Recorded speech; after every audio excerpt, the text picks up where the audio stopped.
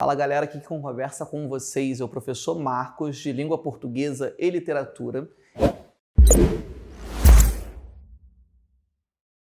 E hoje a gente vai continuar trabalhando aí os nossos aspectos literários, especificamente com uma mudança, tá? Que mudança é essa? Anteriormente a gente estava falando de literatura portuguesa, de literatura europeia, e enfim, a gente chega no Brasil, né?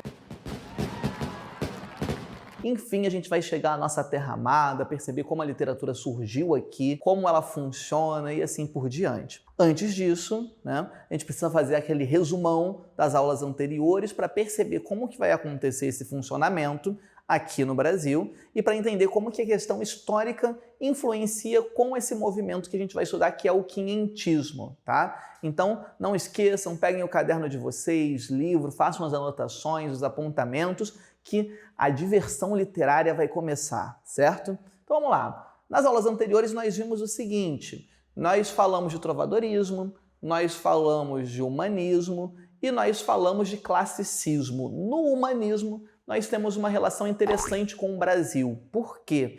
É no humanismo que nós temos o desenvolvimento de novas tecnologias, o homem começa a ganhar força, o antropocentrismo começa a aparecer com mais vigor, e é dentro desse contexto, juntamente com esse novo das grandes navegações, que a gente vai ter o descobrimento do Brasil, né? Então assim, descobrimento do Brasil que tem toda aquela questão histórica de debate, se foi descoberto, se não foi descoberto, se já sabiam, se já não sabiam. A gente tem o Tratado de Tordesilhas antes do descobrimento, enfim. A gente deixa aí esse pepino com os professores de história, eles vão saber falar melhor sobre isso aí, sobre todo esse contexto. A gente vai perceber o seguinte. Efetivamente, os portugueses chegaram no Brasil em 1500, né?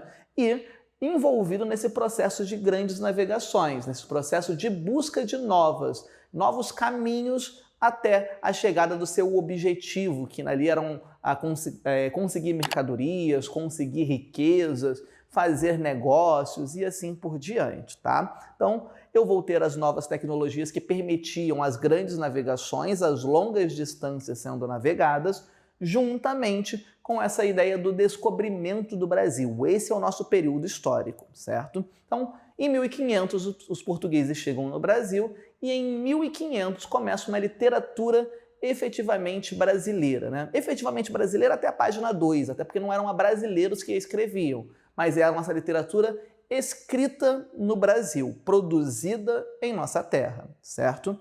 E eu digo que em 1500 começa a nossa literatura pelo seguinte motivo. Nós temos essa carta aqui, ó, Carta do Descobrimento ou Carta do Achamento, né? Essa carta foi escrita por um homem chamado Pero Vaz de Caminha, certo? Que ele vai relatar ao rei de Portugal todo o processo de descobrimento. Então, a questão de como o Brasil era, se o Brasil era um lugar agradável, se não era, a questão dos nativos que aqui moravam, ele fala sobre os indígenas, por exemplo, ele fala lá sobre os narizes muito harmoniosos, sobre uma face tranquila, sobre a pele morena, ele fala sobre a questão da nudez dos indígenas, que eles são inocentes nesse sentido. Enfim, a Carta do Descobrimento é quase uma carta de apresentação do Brasil. Há muitos que dizem que é a certidão de nascimento do Brasil.